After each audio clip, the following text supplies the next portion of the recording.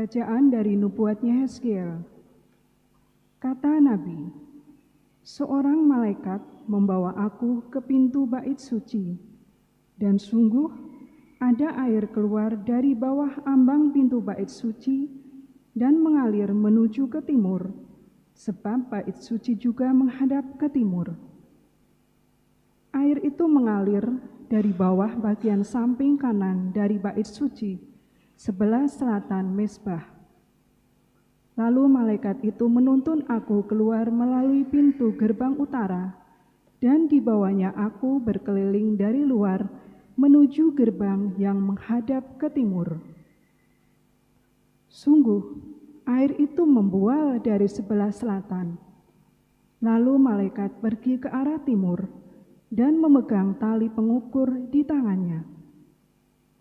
Ia mengukur 1000 hasta dan menyuruh aku masuk ke dalam air itu, dalamnya sampai di pergelangan kaki. Ia mengukur 1000 hasta lagi dan menyuruh aku masuk sekali lagi ke dalam air itu, sekarang sudah sampai di lutut. Kemudian ia mengukur 1000 hasta lagi dan menyuruh aku ketiga kalinya masuk ke dalam air itu, sekarang sudah sampai di pinggang. Sekali lagi ia mengukur 1000 hasta, dan sekarang air itu sudah menjadi sungai, di mana aku tidak dapat berjalan lagi, sebab air itu sudah meninggi, sehingga orang dapat berenang, suatu sungai yang tidak dapat diseberangi lagi.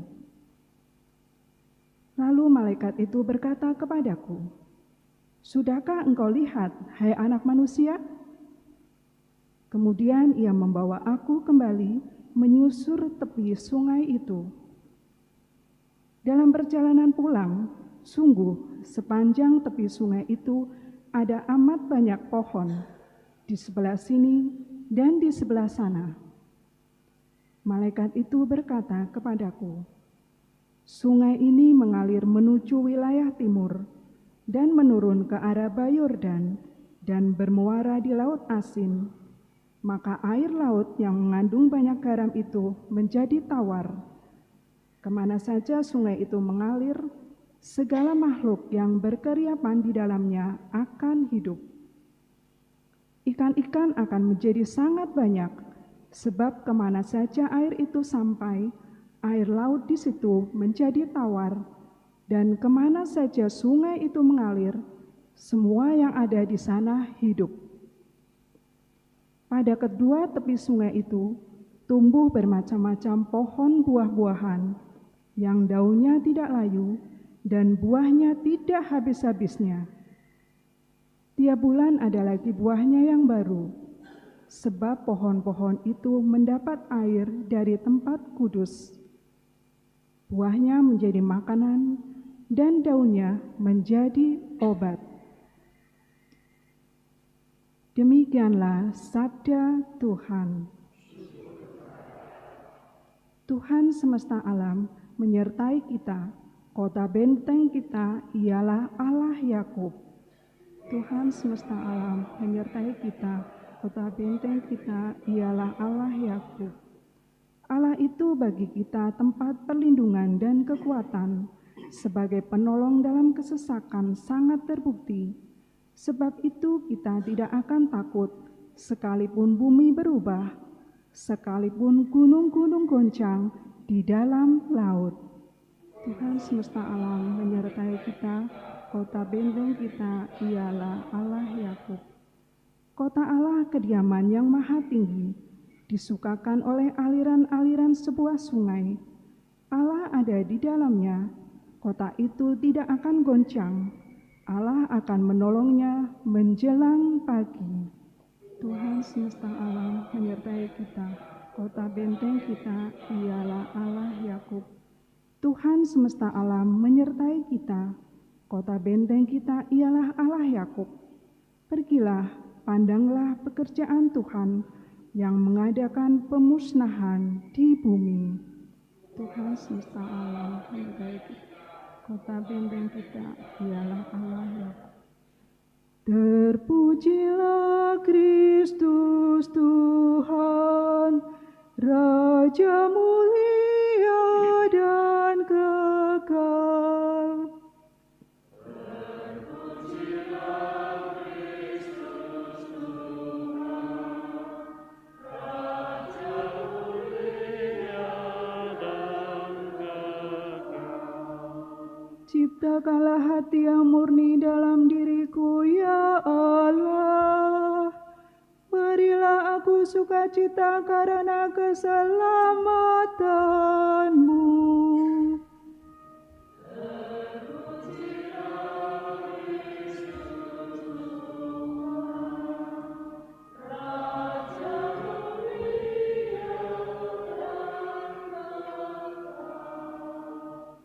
Tuhan sertamu. Inilah Injil Yesus Kristus menurut Yohanes. Pada hari raya orang Yahudi, Yesus berangkat ke Yerusalem. Di Yerusalem dekat pintu gerbang domba ada sebuah kolam yang dalam bahasa Ibrani disebut Betesda. Serambinya ada 5 dan di serambi-serambi itu berbaring sejumlah besar orang sakit. Ada di situ seorang yang sudah 38 tahun lamanya sakit. Ketika Yesus melihat orang itu berbaring di sana, dan karena ia tahu bahwa ia telah lama dalam keadaan itu, berkatalah ia kepadanya, "Maukah engkau sembuh?" Jawab orang sakit itu kepadanya, "Tuhan, tidak ada orang yang menurunkan aku ke dalam kolam itu apabila airnya mulai goncang, dan sementara aku sendiri menuju kolam itu, orang lain sudah turun mendahului aku." Kata Yesus kepadanya, "Bangunlah, angkatlah tilammu dan berjalanlah." Dan pada saat itu juga sembuhlah orang itu. Lalu ia mengangkat tilamnya dan berjalan. Tetapi hari itu hari Sabat, karena itu orang-orang Yahudi berkata kepada orang yang baru sembuh itu, "Hari ini hari Sabat dan tidak boleh engkau memikul tilammu." Akan tetapi ia menjawab mereka, "Orang yang telah menyembuhkan aku, dia yang mengatakan kepadaku, angkatlah tilammu dan berjalanlah." Mereka bertanya kepadanya, "Siapakah orang itu yang berkata kepadamu, angkatlah tilammu dan berjalanlah?"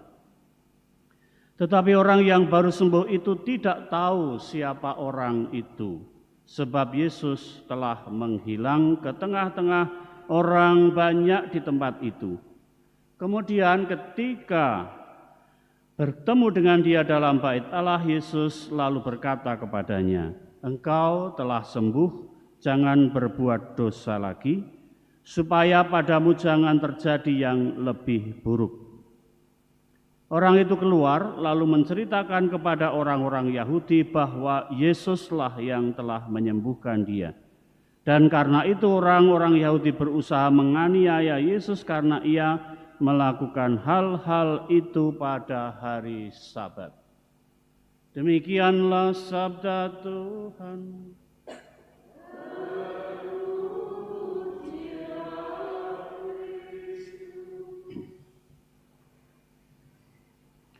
Saudara-saudari yang terkasih, kita menjumpai bahwa penderitaan yang dialami oleh orang sakit itu berlangsung selama puluhan tahun, dan sakit itu sungguh membelenggunya, sehingga dengan penderitaan yang luar biasa, seakan-akan bahwa dia hanya bisa sembuh dengan bantuan orang lain. Dia tidak bisa melihat dari dirinya sendiri akan kesembuhan, dan itu tampak ketika Tuhan bertanya kepadanya, "Apakah engkau mau sembuh?" Orang itu tidak mengatakan, "Ya, aku mau." Karena dia justru melihat bahwa ketika dia sedang melangkah, orang lain sudah berjalan lebih dulu. Bahwa kemauan pun juga tidak muncul dalam diri orang itu. Maka ketika orang itu sudah sembuh dan dia mengangkat tilam sebagaimana diperintahkan oleh Tuhan Yesus, dia juga peristiwa itu tidak bisa membuat dia mengenal siapakah yang telah menyembuhkan. Maka ketika bertemu dengan Tuhan Yesus untuk kedua kalinya, Lalu Tuhan mengatakan, engkau telah sembuh dan jangan berbuat dosa lagi. Orang itu kemudian mengenali bahwa dialah yang telah menyembuhkannya. Saudara-saudari yang terkasih, peristiwa ini mengajak kepada kita bukan hanya ketika kita melihat bahwa kesembuhan berasal dari Tuhan sebagai yang sungguh-sungguh membawa kasih, tetapi pembebasan itu terjadi juga terutama dari ikatan-ikatan belenggu dosa, ikatan-ikatan yang membuat kehendak kemauan kita lalu tidak ada lagi. Tuhan mengasihi kita, mencintai kita, membebaskan belenggu terutama yang disebut oleh Tuhan sendiri, engkau telah sembuh dan jangan berbuat dosa lagi. Dosa sangat membelenggu kita. Apakah kita mau sembuh?